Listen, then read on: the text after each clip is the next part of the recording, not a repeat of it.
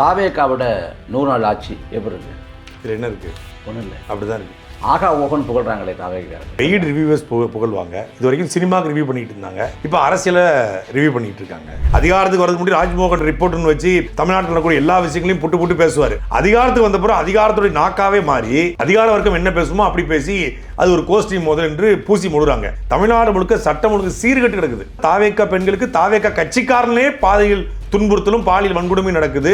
தேர்தல் அறிக்கையில் சொன்னதையாவது செஞ்சிருக்கீங்களா? பலமுறை கழிக்கட்டாச்சு. நாங்கள் பான் கிறிஸ்டின், இங்கே யூனிக் ஸ்டைலும் வாங்க கேட்டா சரி, தமிழ் தான் வராது, கணிதமும் வராதா? கோட்டு சூட்டு போட்ட முதலமைச்சர் அதை கரெக்டாக வச்சிட்டீங்களே, கரெக்டாக வச்சிட்டீங்களா? அது ஒரே கடையில் வாடகைக்கு எடுத்தோம். அவர் போடுற அன்னைக்கு நான் போட முடியாது, நான் போடுற அன்னைக்கு அவர் போட முடியாது. ஊழல் இல்லை, லஞ்சம் இல்லை, பொழிச்சிட்டாரு. நீ பணத்தை கொடுத்து கட்சியில் சேருன்னு சொல்றது குதிரை பேரம்னா, உனக்கு டெண்டர் தாரம் கட்சியில் சேருன்னு சொல்றதுக்கு பேர் என்ன? அதுவும் குதிரை பேரம். விஜயபாஸ்கர் கல்கோரியை காப்பாற்று கட்சியில் சேர்றாரு, குதிரை பேரம். எஸ்எக்ஸ் சுப்பியா 300 கோடி கான்ட்ராக்ட் கட்சியில் சேர்றாரு, குதிரை பேரம். புஷி ஆனந்தும் மாவட்ட செயலாளரும் காசு வாங்குறாங்க என்று புகார் அளிக்கிறாங்க, கட்சியிலிருந்து நீக்கப்படுறாங்க. முதல்வர் விஜய் வாங்குறாரா வாங்கலன்னு வெளியே தெரியல. சகிப்புத்தன்மையற்ற ஆட்சி அப்படின்னு சொல்லப்படுது. நீங்க தானே போட்டீங்க பட்டினப்பாக்கம் இஸ் மோர் டேஞ்சரஸ் தென் பனையூர்னு. அப்புறம் கேள்வியை கேட்குறீங்க. நீங்க அமித்ஷாவை பத்தி பேசலாம், ஆனா பேசக்கூடாது. புரியுதா உங்களுக்கு? அமித்ஷா பேசலாம், ஆனா இந்த ஷா பேசக்கூடாது.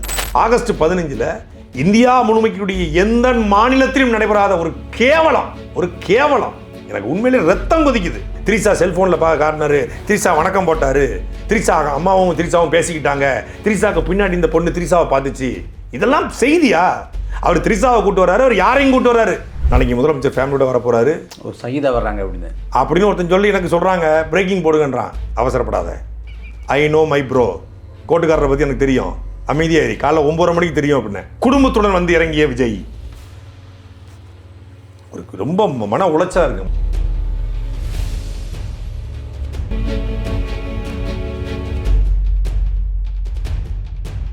வணக்கம். வணக்கம் தம்பி. தாவேக்காவோட 100 நாள் ஆட்சி எப்படி இருக்கு?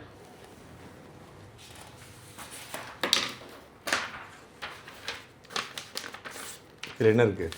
ஒன்றும் இல்லை, அப்படிதான் இருக்கு. ஆகா ஓகன் புகழ்றாங்களே தாவேக்காரங்க. அது யார் புகழ்றா? அவங்க பெய்டு ரிவ்யூவர்ஸ் புகழ்வாங்க. இது வரைக்கும் சினிமாவுக்கு ரிவ்யூ பண்ணிட்டு இருந்தாங்க, இப்போ அரசியலை ரிவ்யூ பண்ணிட்டு இருக்காங்க. இன்ஸ்டாகிராம் இன்ஃப்ளூயன்சஸ் தாவேக்கா ஆட்சிக்கு வந்தால், தளபதி ஆட்சிக்கு வந்தால், டிவிக்கு ஆட்சிக்கு வந்தால் இந்த மாதிரி மாற்றம் வந்துடும் அப்படின்னு சொல்லி சினிமா பாடல்களுக்கு நடனமாடி கொண்டிருந்தவர்கள் தேர்தல் நேரங்களில் வீடியோக்கள் வெளியிட்டாங்க. அவங்கள யாராவது ஒருத்தர் நீங்கள் பார்த்தீங்களா? இன்ஸ்டாகிராமை திறந்தாலே எக்கச்சக்கமான பசங்க பொண்ணுங்க எல்லாருமே தாவேக்கா துண்டை போட்டுக்கிட்டு வீடியோ போட்டிருந்தாங்க. அவங்க யாராவது இந்த 100 நாட்களில் தளபதி விஜய் இதை பண்ணிட்டாரு அப்படின்னு வீடியோ போட்டு பார்த்துருக்கீங்களா? அவங்கெல்லாம் இல்லாமல் இப்போ புது வாடகை வாய்களை விலைக்கு வாங்கியிருக்காங்க. இந்த பிஸ்பி மாதிரி, அந்தனன் மாதிரி, இந்த பாண்டா கரடி ஒருத்தர் பண்ணேன், பேர் என்ன பேர்? பிரசாந்த். அந்த மாதிரி ஆட்களை விலைக்கு வாங்கி 100 நாள் ஆட்சியினுடைய சாதனைகளை விளக்க போகிறோன்னு சொல்லிட்டு 100 நாள் ஆட்சியோட சாதனைகள் ஏதாவது இருந்தால் கமெண்ட் பண்ணுங்கன்றாங்க. சில பேர் இப்படி கிளம்பியிருக்காங்க. இப்போ நாம் தமிழ் கட்சிக்கு நான் சொல்லும் யோசனை என்ன யோசனை தெரியுமில்ல? நாம் தமிழ் கட்சி ஏன் தேர்தலில் நீங்கள் வெல்ல முடியல அப்படிங்கிறத நீங்கள் எல்லாரும் கூடி யோசனை பண்ணுங்க. அதுதான் என் யோசனை. யோசனையே சொல்கிறா, நீங்கள் எல்லாம் சேர்ந்து யோசனை பண்ணுங்க. அதான் என் யோசனை.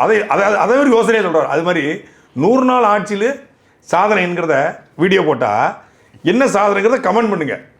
அதை பார்த்துட்டு நான் அடுத்த வீடியோ போடுறேன். அதாவது நம்ம கேள்விக்கிறது என்னென்னா, நீங்கள் சொன்னது என்ன, செய்தது என்ன? எந்த ஒரு ஆட்சியும் 100 நாளில் செஞ்சிட முடியாது தான். ஆனால் 100 நாள்லேயும் ஒன்று செய்ய முடியும்ல. ஆட்சிக்கு வந்த உடனே செஞ்சிட முடியாது, ஆனால் ஆட்சிக்கு வந்த உடனேவும் ஒன்று செய்யலாம்ல. அது என்ன? சிங்கப்பெண்கள் சிறப்பு படைன்னு ஒன்று உருவாக்குனீங்க. நேற்று தூத்துக்குடி மாவட்டம் திருச்செந்தூர் பக்கத்தில் ஆறுமுகநேரி அப்படின்னு ஊரை சார்ந்த ரோகிணி அப்படிங்கிற ஒரு தாவேக்காவுடைய செயற்குழு உறுப்பினர், தாவேக்கா கட்சியை சார்ந்த பிரைட்டன், தாவேக்கா கட்சியை சார்ந்த மனைவி ரூஸ்வெல்ட் 2 பேரும் கட்சியில் உயர் பொறுப்பு தாரன்னு சொல்லி என்னை பாலியல் ரீதியாக தேவைக்கு பயன்படுத்த பார்த்தாங்க என்று மாவட்ட கண்காணிப்பாளர்கிட்ட புகார் கொடுத்து பத்திரிகையாளர் சந்திப்பு நடத்திருக்காங்க.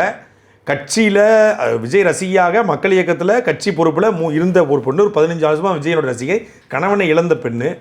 அந்த பெண்ணை தன் தேவைக்கு பயன்படுத்தி கட்சியினுடைய மாவட்ட செயலாளரும் ஒன்றிய செயலாளரும் நகர செயலாளரும் முயற்சி பண்ணியிருக்காங்கன்னு சொல்லி புகார் அளிக்குது. எந்த நடவடிக்கையும் இல்லை. இங்கே ராணிப்பேட்டை பக்கத்தில் தாவேக்கோட மாவட்ட செயலாளர் விஜய் மோகன் என்பவர் தன் தேவைக்கு தன்னை பயன்படுத்த பார்த்தாருன்னு சொல்லி பவ்யலட்சுமி அப்படிங்கிற ஒரு பெண் புகார் அளிக்கிறாங்க.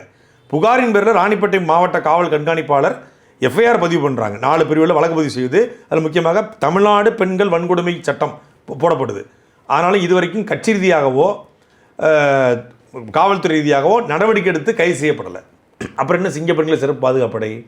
நேற்று ஒரு நாளில் மட்டும் 3 10 வயதுக்கும் குறைவான பெண்கள் தமிழ்நாட்டில் வந்து பாலியல் துன்புறுத்துக்கு ஆளாக்கப்பட்டிருக்காங்க. போக்சோ வழக்குகள் பதிவு செய்யப்பட்டிருக்குது.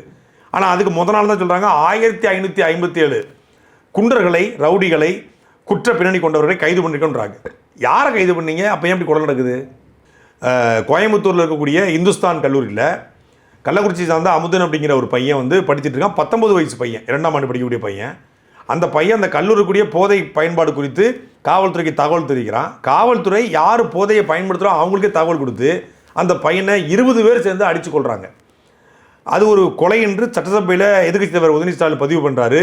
அதுக்கு தமிழ்நாட்டுடைய பள்ளிக்கல்வித்துறை அமைச்சர் பல்துறை அமைச்சர் திரு ராஜ்மோகன் சொல்கிறாரு இது கோஷ்டி மோங்கிறாரு. 20 பேரும் மோதிக்கொண்டா கோஷ்டி, 20 பேர் ஒருத்த மோதல் எப்படி கோஷ்டி?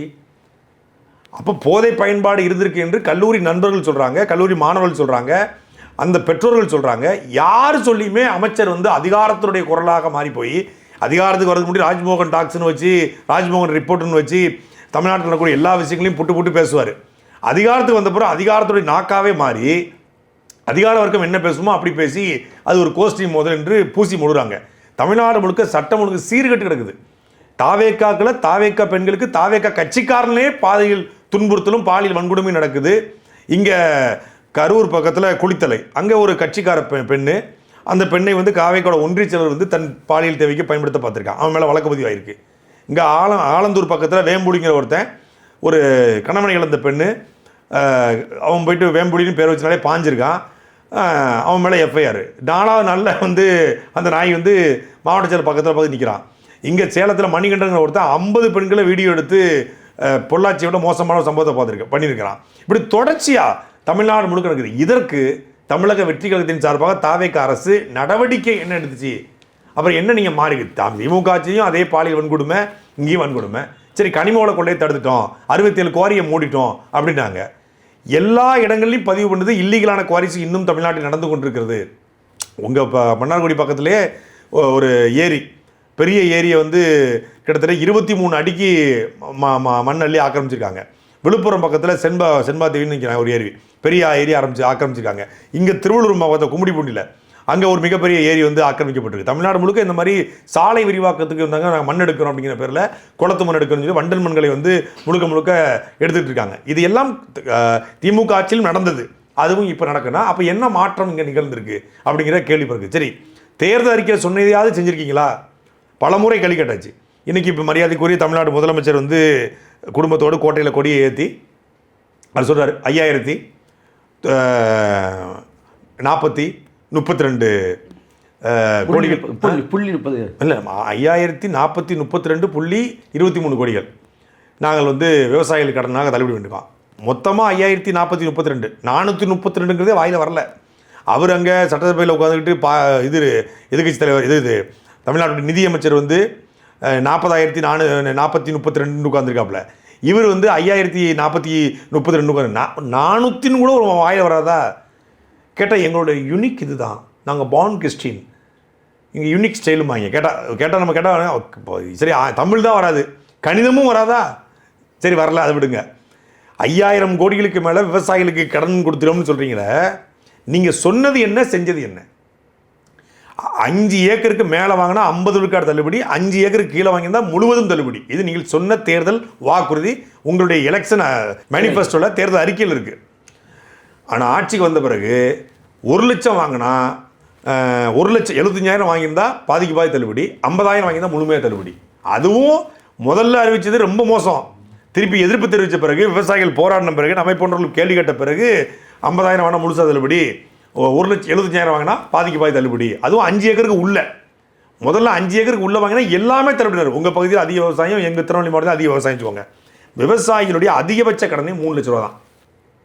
3 லட்ச ரூபாய்க்கு மேலே ஒரு விவசாயி கடன் வாங்கவே முடியாது, கடன் வாங்குறதுக்கு வாய்ப்பே இல்லை. குறைந்தபட்சம் 90,000 ரூபா வாங்குறாங்க, அதிகபட்சம் 3 லட்சம் தான்.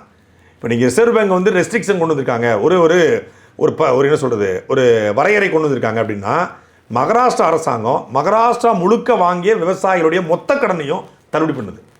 2 லட்சத்துலேருந்து 2 லட்சம் வரைக்கும் அவங்க ஒரு சிறப்பு தீர்மானத்தை நிறைவேற்றி அதன் அடிப்படையில் ஒரு அரசாணை வெளியிட்டு ரத்து பண்ணுறாங்க. அதுபோல் நீங்கள் பண்ண முடியாதா?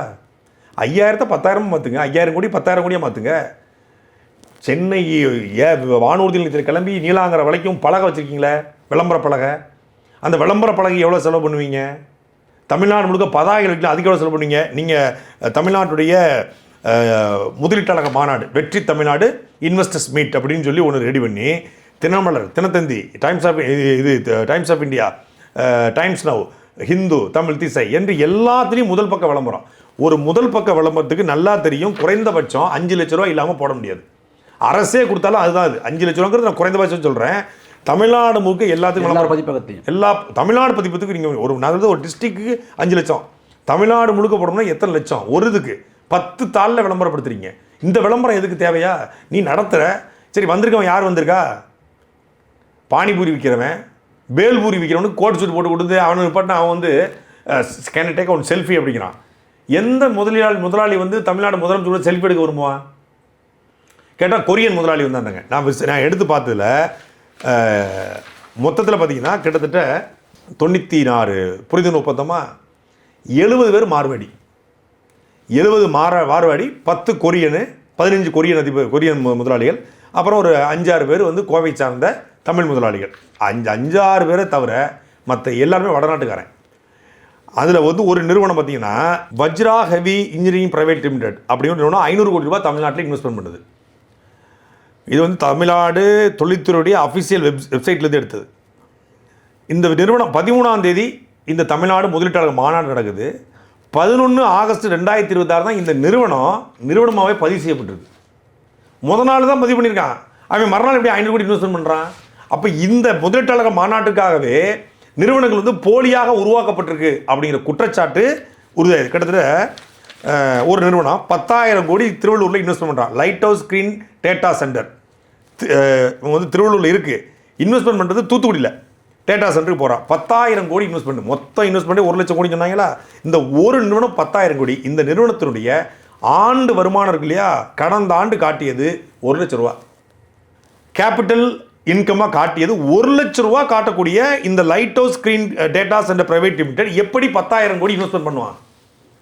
அப்போது அது மாதிரி நீங்கள் பார்த்தீங்கன்னா ஒரு 50 நிறுவனங்கள் நீங்கள் பட்டியல் போடலாம். எல்லாமே அல்ட்ரா வயலட் ஆட்டோமோட்டிவ் அப்படின்னு ஒரு கம்பெனி 2025-26 154 கோடி ரூபா நஷ்டமாக இருக்குது. நஷ்டமான கம்பெனி 900 கோடி ரூபா இங்கே வந்து 800 கோடி ரூபா இங்கே இன்வெஸ்ட்மெண்ட் பண்ணுறான்றான். 154 கோடி நஷ்டம், இவன் எப்படி இன்வெஸ்ட்மெண்ட் பண்ணுவான்? அப்போ இது என்னன்னா, இது வந்து வெறும் புரிந்துணர்வு ஒப்பந்தம் தான், முதலீடு கிடையாது. அதுவே தெரியாத இந்த மூதேவிகள் முதலீடு இன்வெஸ்ட்மெண்ட் வந்துருச்சு 1 லட்சம் கோடி அப்படின்றாங்க. 1000 10,000 2000 3000 பிம்பிளிக்கு பிளாக்கி, அப்படி பிம்பிளிக்கு பிளாக்கி தான் இந்த முதலீட்டாளர் மாநாடு.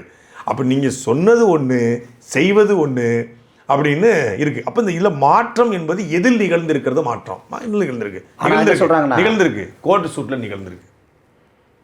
கோர்ட்டு சூட்டு போடாத முதலமைச்சர் அதை கரெக்டாக வச்சிட்டீங்களே, கரெக்டாக வச்சிட்டீங்களா? அது ஒரே கடையில் வாடகைக்கு எடுத்தோம். அவர் போடுற அன்றைக்கி நான் போட முடியாது, நான் போடுற அன்றைக்கி அவர் போட முடியாது. ஊழல் இல்லை, லஞ்சம் இல்லை, ஒழிச்சிட்டாரு அப்படின்னு அதை தொடர்ச்சியாக ஒரு கருத்துராகம் செய்யப்படுது. கோயம்புத்தூரை சார்ந்த யூரோடெக் பிவோட் சொல்யூஷன் பிரைவேட் லிமிடெட் அப்படிங்கிற ஒரு நிறுவனத்திற்கு பேரிடர் மேலாண்மை துறை படகுகள், இந்த மழைக்காலம் வரப்போது இல்லையா, அதுக்கு வந்து பேரிடர் மீட்பு பண்ணக்கூடிய படகுகள் வாங்குவதற்கு 2.5 கோடி ரூபாய்க்கு ஒப்பந்தம் போட்டிருக்காங்க. ஒப்பந்தத்துக்கு வந்து Tamil Nadu fisheries and fisherman department, Tamil Nadu மீனவர் மற்றும் மீன்கள் வளத்துறை அமைச்சகத்திலிருந்து ஒரு ஒப்பந்தத்திற்கு அனுமதி கொடுத்துருக்காங்க. இந்த நிறுவனம் யாரோட நிறுவனம்னு தேடி பார்த்தா உடுமலை ராதாகிருஷ்ணனுடைய சகோதரி மகன் நரேஷ் ராதாகிருஷ்ணன், மாமனார் பெரிய தன் பேருக்கு முன்னாடி வச்சுருக்கான் நரேஷுங்கிற பையன். நரேஷ் ராதாகிருஷ்ணனுடைய பினாமி நிறுவனம், அதாவது உடுமலை ராதாகிருஷ்ணனுடைய பினாமி நிறுவனம். யாரா பேரிடர் மேலாண்மை துறை அமைச்சர்னு பார்த்தா செங்கோட்டையன். இந்த உடுமலை ராதாகிருஷ்ணன் யார் கூட்டுதுன்னு பார்த்தா செங்கோட்டையன் உடுமலை ராதாகிருஷ்ணன் தாவேக்கால சேர்ப்பதற்கு யூரோடெக் கம்பெனிக்கு 50 கோடி ரூபாய்க்கு நான் டிசாஸ்டர் மேனேஜ்மெண்ட்லேருந்து கான்ட்ராக்ட் தரேன் என்று சொல்லி இந்த பேரிடர் மேலாண்மைக்கு மட்டும் 1000 கோடி ரூபாய் நிதி ஒதுக்கியதாக செங்கோட்டையன் போன மாதம் பேட்டி கொடுக்காரு. இங்கே யூரோடெக் கம்பெனிக்கு 2.5 கோடி ரூபாய்க்கு டெண்டர் போகுது. பார்த்தா இது உடுமலை ராதாகிருஷ்ணன் கம்பெனி. இப்போ நான் வீடியோ போட்டதுக்கப்புறம் என்ன சொல்கிறாங்க, இது வந்து இப்போ தான் டெண்டர் இது பண்ணியிருக்கோம், நீங்கள் வீடியோ போட்டு டெண்டரை கெடுத்து விட்றாதீங்க அப்படின்னு சொல்லி சொல்கிறாங்க. அப்போ என்ன உறுதி செய்யப்படுது, இந்த டெண்டர் உடுமலை ராதாகிருஷ்ணன் கம்பெனின்னு. அப்போ இதுக்கு பேர் என்ன? மறைமுகமான ஊழல் தானே, மறைமுகமான பேரம் தானே. அப்போ குதிரை பேரம் தானே. நீ வந்து பணத்தை கொடுத்து கட்சியில் சேருன்னு சொல்றது குதிரை பேரம்னா, உனக்கு டெண்டர் தாரம் கட்சியில் சேருன்னு சொல்கிறதுக்கு பேர் என்ன? அதுவும் குதிரை பேரம். விஜயபாஸ்கர் கல்கோரியை காப்பாற்றுறதுக்கு கட்சியில் சேர்றாரு, குதிரை பேரம். எம்ஆர் விஜயபாஸ்கர் கடனை அடைப்பதற்கும் கடனை காப்பதற்கும் கட்சியில் சேர்றாரு, குதிரை பேரம். எஸ்ஐக்கு சுப்பியா 300 கோடி கான்ட்ராக்ட் கட்சியில் சேர்றாரு, குதிரை பேரம். என்ன நீங்கள் ஊழல் இல்லை யான சௌந்தரி என்கிற தாவேக்காவை சேர்ந்த விழுப்புரம் வழக்கறிஞர் சென்னை உயர்நீதிமன்றத்தில் தமிழ்நாடு முழுமைக்கு இருக்கக்கூடிய அரசு வழக்கறிஞர் நியமனத்திற்கு புஷி ஆனந்தும் மாவட்ட செயலாளரும் காசு வாங்குறாங்க என்று புகார் அளிக்கிறாங்க. புகார் அளித்த யான சௌந்தரி கட்சியிலிருந்து நீக்கப்படுறாங்க. நீக்கின 2வது நாள் கன்னியாகுமரி மாவட்டத்தில் செயற்குழு உறுப்பினர் அனீஷ்குமார் என்பவர் வந்து கட்சியை சார்ந்த இரணியல் ஒரு அரசு வழக்கறிஞர்கிட்ட பேசுகிறாங்க. மற்றவங்களுக்கு 15 லட்சம், உங்களுக்கு வேணால் பார்த்து பண்ணிக்கலாங்க்கா, 12 லட்சம். நீங்களும் அந்த ஆடியோ கேட்டிருப்பீங்க, 12 லட்சம்னு வருது. இதுக்கு பேர் என்னது? ஊழல் தானே. ஊழலுங்கிறது நீங்கள் கொடுத்து மறைமுகமாக நான் வாங்கிறது தான் ஊழலா? இல்லை நீங்கள் கொடுத்து நம்ம டேபிள் கீழே வாங்குறதா ஊழலா? போஸ்டிங் போடுறதுக்கு காசு வாங்குறதும் ஊழல் தானே. அப்போ நீங்கள் தூயாச்சின்னு சொல்லிட்டு அரசு வழக்கறிஞர் நியமனத்தில் தமிழ்நாடு முழுக்க பணம் வாங்கிக்கிட்டு திமுக காரங்களுக்கும் பாஜக காரங்களுக்கும் அதிமுக காரங்களுக்கும் வக்கீல் பதவி போட்டிருக்கான்னு தாவேக்கா காரனே கொந்தளிக்கிறான். பரமக்குடியில் வந்து காசு பணம் துட்டு மணி தாவேக்கா மாவட்ட செயலர் வந்து திமுக காரனை பணம் வாங்கிட்டு போஸ்டிங் போட்டிருக்கான்னு போஸ்ட் அடித்து ஓட்டிட்டான். இதெல்லாம் வந்து ஊடகங்களில் பார்க்குறது இல்லையா, மக்கள் பார்க்குறது கிடையாதா? தமிழ்நாடு முழுக்க இந்த அரசு வழக்கு நியமனத்தில் மட்டும் 100 கோடி ரூபாய்க்கு மேலே ஊழல் நடந்துக்குது. தாவேக்காட மாவட்ட செயலர் ஒருத்தன் வீடியோ காலையே காசு வாங்கினானே, இந்த விழுப்புரம் இது பக்கத்தில் செங்கல்பட்டு பக்கத்தில். இப்போ அவனை கட்சி விட்டு நிற்கிறாங்க. போன வாரம் தான் அவன் மனைவியை கட்சியில் சேர்த்துருக்காங்க. அங்கே செங்கச்சூளையில் போயிட்டு காசு கேட்குறாங்க. எங்கே நம்ம கடலூர் பக்கத்தில் அவன் பேர் கூட நல்ல பேர், அந்த புலிவேந்தன் அது ஒரு பேர், அந்த கட்சிக்காரன் பேர். அவன் காசு வாங்குறான். இங்கே ராணிப்பேட்டை பக்கத்தில் ஆத்துமணல் இருக்க அல்ரவுண்டை போயிட்டு காசு கேட்குறாங்க. தமிழ்நாடு முழுக்க இந்த கலெக்ஷன் நடந்து கூட தான் இருக்குது. பார்ட்டி ஃபண்டு இல்லை அப்படின்னு சொல்லிட்டு முதல்வர் விஜய் வாங்குறாரா வாங்கலைன்னு வெளியே தெரியல, மற்றவர்கள் வாங்கிக்கிட்டு இருக்காங்க. அது அப்பட்டமாக நடந்து கொண்டிருக்கு அப்படிங்கிறதான் பொதுவில் செய்தி வருது. ஏங்க, ஆதவ் விகடன் என்று அழியப்பட்ட ஆனந்த விகடன், முட்டு கொடுப்பதிலே முனைவர் பட்டம் பெற்றிருந்த ஜூனியர் விகடன், 2 பேரும் மாங்குன்னு எழுதுறாங்க. இது கால்நடை அமைச்சரும் கனிமவள அமைச்சரும் இந்த அமைச்சரும் அந்த அமைச்சரும் வாங்குகிறார்கள் அப்படின்னு அவங்கள ஒவ்வொரு நாளும் கிசு செய்தி மாதிரி ஒல்லிப்பிச்சா நடிகரும் நம்பர் நடிகையும் நடிக்கும் படங்கிற மாதிரி வந்து எழுதிட்டு இருக்காங்க. அப்போ நீங்கள் தப்புனா அந்த ஜூனியர் விகடன் மீது வழக்கு போடணும்ல. அந்த கழுகார பக்கங்களில் தினம் ஒரு வாரம் ஒரு செய்தி வருது. இந்த மாதிரி ஒவ்வொரு அமைச்சர் வந்து வாங்குகிற கையாடல்கள் குறித்து செய்தி வருது. இப்போ பல்வேறு துறை அமைச்சர்கள், குறிப்பாக வந்து இந்த தொழிலாளர் நலத்துறை அமைச்சர் பவுட்ரு அமைச்சர்ன்றாங்க அவருக்கு பேர், அவர் வந்து கை நீட்டுறாரு அப்படின்னு செய்தி வருது. நானும் அதை விசாரிச்சுட்டு இருக்கேன், தீவிரமாக விசாரிக்கிறேன். கடந்த 3 மாதங்கள்லேயே 50 கோடி ரூபாய்க்கு மேலே கையாடல் நடந்திருக்கு, அதாவது கைமாற்றம் நடந்திருக்கு. ஒரு பாக்கு பெயர் கொண்ட ஒரு நிறுவனம் வந்து அதுக்கு உதவி செய்துன்றாங்க. சிறியவர் பெரியவர் அனைவரும் விரும்பிரும் அப்படிங்கிற மாதிரி ஒரு பாக்கு நிறுவனமா அப்படின்னு எழுதுறாங்க. நமக்கு என்ன தெரியும் சொல்கிறாங்க. அப்போ எல்லா அமைச்சர்களும் எழுதுவது பத்திரிகையில் ஊடகங்களில் செய்தியாக வருது இல்லை. அப்போ உங்கள் எப்படி ஒரு ஊழலற்ற தூய்மையான நேர்மையான ஆட்சின்னு சொல்ல முடியும்? அதே போல் வந்து சகிப்புத்தன்மையற்ற ஆட்சி அப்படின்னு சொல்லப்படுது. ஏன்னா அந்த ஆட்சியில் வந்து திமுகவோட முக்கிய பிரமுகர்கள் தொடங்கி கடைசியாக உதயநிதி வரைக்கும் கைது பண்ணுறாங்க. நீங்கள் தானே போட்டீங்க பட்டினப்பாக்கம் இஸ் மோர் டேஞ்சரஸ் தென் பனையூர்னு. அப்புறம் கேள்வியை கேட்குறீங்க. நீங்கள் என்னன்னாலும் பேசலாம், யாரை பற்றியும் பேசலாம், நீங்கள் வந்து அமித்ஷாவை பற்றி பேசலாம், ஆனால் பேசக்கூடாது. புரியுதா உங்களுக்கு? அமித்ஷா பேசலாம், ஆனால் இந்த ஷா பேசக்கூடாது. அப்படி பேசினா கூட போட்டதுக்குரிய வணக்கத்துக்குரிய மரியாதைக்குரிய அம்மையார் செல்வி தியாகத்தலைவின்னு சொல்லணும். இப்போ இன்றைக்கி தியாகத்தலையும் ஆச்சாச்சு, தங்கத்தாரையும் சொல்லலாம். ஆமாம், ஏன்னா நீங்கள் பாருங்கள், இன்றைக்கி உண்மையிலே ஒரு சுதந்திர நாள். இந்த சுதந்திரத்திற்காக புலித்தேவனும் மருதுபாண்டியும் திறன் சின்னமனையும் அழகுத்துக்கோணும் வெண்ணிக்காலடியும் வேலுநாச்சியாரும் வாவு சிதம்பரனாரும் முத்துராமலிங்க தேவரும் காமராஜரும் கக்கனும் ஜீவானந்தமும் இவங்கெல்லாம் போராடி உயிர்த்துக்காக உங்கள் பேரெல்லாம் நமக்கு தெரியுது, உங்கள் பேரெல்லாம் தெரியுது. மருதுபாண்டியர் கூட 525 பேர் தூக்கில் தொங்கினான்ல, அவன் பேர் யாருக்கா தெரியுமா? யாராவது நம்ம நினைவு கூறுறோமா அவங்கள? புலித்தேவன் கூட படையில் ஒரு ஆயிரக்கணக்கான பேர் செத்துருப்பாங்கல்ல, அவங்களாம் யாரும் தெரியா செத்துருக்காங்க. நீங்களும் நானும் பேசிக்கிட்டு இருக்கோம், நாட்டுக்காக, மொழிக்காக, இனத்துக்காக, தமிழ் தேசியத்துக்காக பேசுகிறோம், திராவிடத்துக்காக ஒருத்தங்க பேசுகிறாங்க, ஒருத்தர் இந்தி தேசத்துக்காக பேசுகிறாங்க அவ்வளோதான். நம்மளாம் பேசுகிறோம், நம்ம லைவ்லியாக ஒரு இருக்கிறோம், நமக்கு ஒரு குடும்பம் இருக்குது, நமக்கு உணர்வுகள் இருக்குது, படம் பார்க்குறோம், செல்ஃபோன் பார்க்குறோம், எல்லாம் மனைவன வாழ்க்கையை வாழ்கிறோம். ஆனால் நாட்டு விடுதலைக்காக செத்தே போயிருக்கானே. சுபாஷ் சந்திர போஸ் படையில் 10,000 பேர் செத்துருக்கானே. பகத்சிங் கூட தூக்கில் தொங்கியிருக்கானே. அவனையெல்லாம் நினைவு கூற வேண்டிய ஊடகங்கள் இந்த நாளில், இந்த குடியரசு நாளில், இந்த விடுதலை நாளில், ஆகஸ்ட் 15 இந்தியா முழுமைக்குடைய எந்த மாநிலத்திலும் நடைபெறாத ஒரு கேவலம் செல்போனை திரும்பினா எனக்கு உண்மையிலே ரத்தம் கொதிக்குது. இன்னைக்கு இதான் ட்ரெண்டிங். த்ரிஷாவின் ரியாக்ஷன்ஸ், தீயாய் பரவும் வீடியோ. யாரு? பாலிமர். பாய் சொன்ன முதலமைச்சர் விஜய், உடனே த்ரிஷா கொடுத்த ரியாக்ஷன். சுதந்திர தின விழாவில் த்ரிஷா காரிலிருந்து இறங்கியதும் உடனே செய்த செயல்.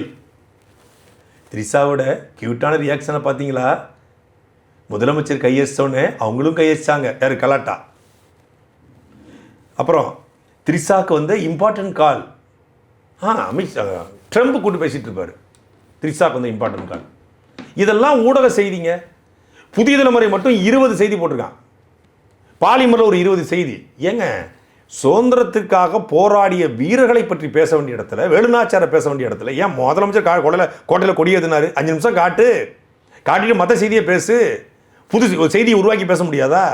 த்ரிஷா செல்ஃபோனில் காட்டினாரு, த்ரிஷா வணக்கம் போட்டார், த்ரிஷா அம்மாவும் த்ரிஷாவும் பேசிக்கிட்டாங்க, த்ரிஷாவுக்கு பின்னாடி இந்த பொண்ணு த்ரிஷாவை பார்த்துச்சு. இதெல்லாம் செய்தியா? அவர் த்ரிஷாவை கூட்டு வர்றாரு, அவர் யாரையும் கூட்டு வர்றாரு, அது அவர் விருப்பம். அவர் இப்போயா கூட்டு வர்றாரு, கல்யாணத்துக்கு கூட்டு வந்தார், அவர் பதவியேற்பு கூட்டு வந்துட்டார். குடும்பத்துடன் வந்து இறங்கிய விஜய் ஒரு ரொம்ப மன உளைச்சலாக இருக்கு. இது எப்படி இந்த பொதுச்சமம் வந்து ஏற்றுக்கிட்டு போகுது, கடந்து போகுது?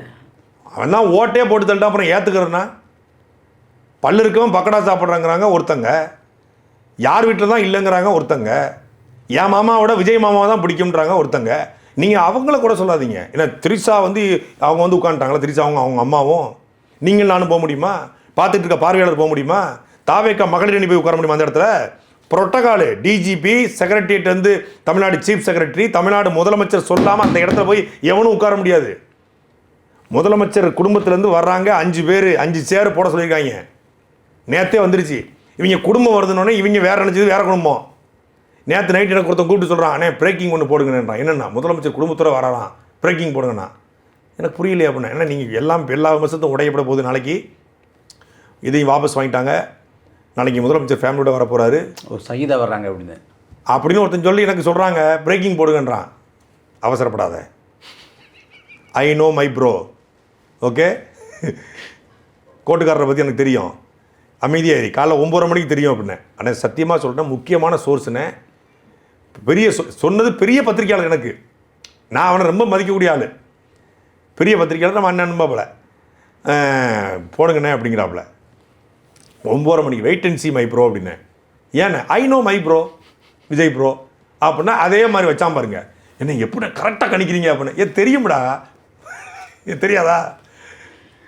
நீங்கள் வந்து காணொலி போட்ட பிறகு தான் கோட்டை கழட்டிட்டாரு, அது வரைக்கும் சட்டமன்றத்தில் வந்து இறுக்கமாக இருந்தார் அப்படின்னு ஊரே சொல்லுது. இல்லை அவர் நம்ம காணொலியை பார்த்து சிரிக்கிறாரு, இயல்பாக இருக்கார் அப்படிங்கிறது வரவேற்கத்தக்கது, மகிழ்ச்சி. அதுபோலவே நல்லதையெல்லாம் நம்ம சொல்வதெல்லாம் கேட்டுக்கொண்டு ஒரு செயல்படுத்தினா நல்லது. இப்போ நம்ம வந்து அவரை கிரிட்டிசைஸ் பண்ணோம், அவர் அழிஞ்சு போயிடணும்னு நம்ம நினைக்கல. நல்லது நடக்குதுன்னு நம்ம நினைக்கிறோம். ஏன்னா ஒரு சட்டசபைக்கு என்று ஒரு மாண்பு இருக்குது, சட்டசபைக்கு என்று ஒரு ஒழுங்கு இருக்குது. ஏற்கனவே இருந்தவர்கள் தவறு செஞ்சுட்டாங்கன்னா புதுசாக நீங்கள் வந்திருக்கீங்க, நீங்களும் அதே தவறு செய்வது என்பது ஏற்றுக்க முடியாது. இன்னொன்று கோட்டுங்கிறது வந்து அவருக்கு கொண்டு எழுதி கொடுக்கலையே. நீ 30 செகண்ட் வந்து நீ கோட்டை போட்ட, இப்போ கோட்டை எப்படி கலட்டுறன்னு பாரு அப்படின்னு மாங்குன்னு மீம்ஸ் போட்டு உட்காந்தாங்க. மீம்ஸ் போட்டு எனக்கு மார்க்கெட்டிங் பண்ணிட்டு உட்காந்துருக்காங்க, நம்ம யாருன்னே தெரியாமல். போங்க தம்பி அப்படின்னு உதவி விட்டுட்டு திருப்பி 13 நிமிஷம் போட்டோடனே கதறிட்டாங்க. நான் ஒன்றுமே சொல்லலையே, பேசுகிறேன்னாங்க. நான் பேசாமல் உட்காந்துருந்தேன், அமைதியாக இருந்தேன், கம்முன்னு இருந்தேன். முடிஞ்சிருச்சு கதை. அது மாதிரி வந்து தொடர்ச்சி அந்த கைது படம்லாம் தொடருது. இன்றைக்கி கூட செய்தித்தாளில் வந்திருக்கு. இன்னும் பல அதுதான் நம்ம அதை பேச போய் தான் மெய்யலன் மாதிரி எங்கேயே போயிட்டோம். அதாவது இந்த அரசியலுக்கு நானும் மாப்பிளையும் சந்தோஷப்பட்டு தான் பேசுவோம். இங்கே ஒரு நினைப்ப நாங்கள் ஒரு டாபிக் தூத்துக்குள்ள போய் நிற்போம் சென்னையில் ஆரம்பிச்சு. அது மாதிரி நீங்கள் வந்து இதுனொன்னே அமித்ஷா வந்து ஆரம்பிச்சிருச்சு. அது யாரை பற்றியும் பேசலாம் இங்கே தமிழ்நாட்டில். ஆனால் தம்பி வேடசந்தூரில் உசேன் கைது செய்யப்படுறாரு. என்னென்னு பார்த்தா இவங்களை பற்றி பேசுனதுக்கு போன வருஷம் போட்ட பதிவு. ஆமாம், மரியாதைக்குரிய எதிர்க்கட்சி தலைவர் திரு உதயநிதி ஸ்டாலின் அவர்கள் கைது செய்யப்படுறாரு. அவர் உண்மையிலே சொல்லப்போனால் நானும் கவனித்தேன், உங்ககிட்டையும் கேட்டேன், எல்லாத்தையும் கேட்டேன். அவர் அந்த நேரத்தில் அவர் எதுவும் பேசலை. அங்கேருந்து எவனோ அந்த பேரை சொல்கிறான், அவர் வாயில் அந்த பேரை சொல்லலை. அவர் அங்கே பேசியதுக்குன்னா அவர் மேலே ஊழல் வழக்கு போடு. திமுக ஆட்சி 5 வருஷம் நடந்திருக்கு, ஊழல் பண்ணிட்டாங்க, தைரியம் துணிச்சம் தெம்பு இருந்தால் நீ போட்டு கொண்டு வா, அதானே செய்யணும். நீ சொன்னல பார்ட்டி பண்ணிட்டு போச்சு தலைமை குடும்பத்துக்கு அப்படின்னா அதை வச்சு போடு.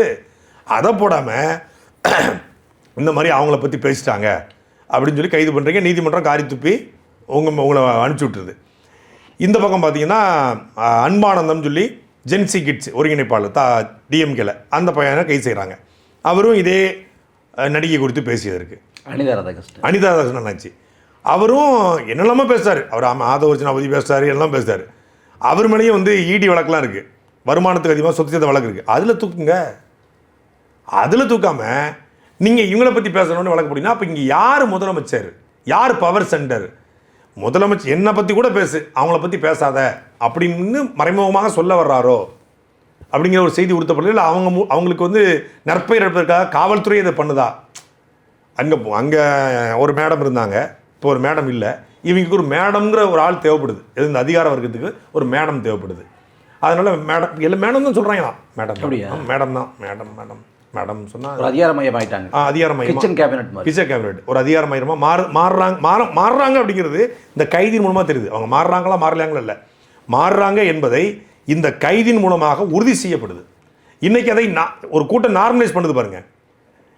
இது இவ்வளோ நாளாக வந்து காட்சி ஊடகங்கள் வந்து அதை செய்தியாக்க மாட்டாங்க. இன்றைக்கி நீங்கள் சொன்னது போல் எல்லாருமே செய்தியாக்கி அதை இயல்பாக்கிட்டாங்க. ஏங்க நீங்கள் என்ன செய்தி போடணுங்கிறது அங்கேருந்து செய்தி வருது. ஊடகம் போடலை, இதை செய்தியாக மாற்றுங்க. ரூட்டு இதை செய்தியாக மாற்று, இதை நார்மலைஸ் பண்ணு. அடுத்தடுத்து நிகழ்வு வர இருக்காங்க, இது நார்மலைஸ் பண்ணுன்னு சொல்லி ஒரு ரூட்டு போட்டு கொடுக்குறான். அந்த ரூட்டில் எல்லோரும் ரூட்டில் போயிட்டுருக்காங்க. அவ்வளோதான். இப்போ அவங்களுக்கும் அரசு பதவி கிடைக்குமா? உறுதியாக கிடைக்கும், வாய்ப்பு. நீங்கள் இது என்ன வேணாலும் நடக்கலாங்க. அவன் தாவேக்காக்கு ஓட்டு போட்டான்ல, அவன் தான் வைக்கி தலை குனிணும். நம்ம எதுக்கு வைக்கி தலை குனிணும்? நான் இது அவமானமாக இருக்குன்னு திரும்ப வைக்கிறது வார்த்தை. நம்ம என்ன மையத்துக்கு அவமானம் ஆகணும்? நம்ம இந்த மொழியை, இந்த நிலத்தை, இந்த மண்ணை, இந்த மக்களை நேசித்து வாக்கு செலுத்திருக்கிறோம், வரி செலுத்துகிறோம், நேர்மையான அரசியலை பண்ணுறோம்.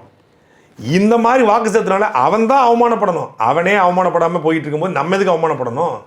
புரியுது உங்களுக்கு? நம்ம உண்மையிலே இப்போ டிப்ரெஷன் ஆக வேண்டிய அவசியமாக கோபம் இல்லை. அவனே போயிட்டுருக்கான், போடா என்னமோ நடக்கட்டும். ஒரு பொண்ணெலாம் சொல்லுது, திமுக மட்டும் ஆட்சிக்கு வந்து 2.5 வருஷம் கழிச்சு 1000 ரூபா கொடுத்தாங்க, எங்கள் அண்ணா மட்டும் உடனே தரணுமா? இப்படி தானே உடனே தருவேன்னு சொன்னார். கரண்டி கம்பு நட்டுரும்லாம் சொன்னார். அப்போ இவர் செய்ய ஏன் செய்யலைன்னு கேட்டால் திமுக ஏன் செய்யலை? திமுக எதுவுமே செய்யலையா, அதனால தான் ஏன் மக்கள் உங்களுக்கு ஓட்டு போட்டிருக்காங்க அப்படின்னு கேள்வி கேட்டால், திமுக மட்டும் விவசாயிகளுக்கு கொடுத்தாங்களா? அதை வச்சுனா கூட சட்டத்தில் பேசாத பாருங்க. நாங்களாவது விவசாயத்துக்கு 1000 கோடி கொடுத்துருக்கோம், அவங்க எதுவுமே தேர்தல் கொடுக்கல. ஸோ இவங்களுக்கு கம்பேர் பண்ணுறதுக்கு திமுக அப்படிங்கிற ஒரு கட்சி கிடச்சிருச்சு.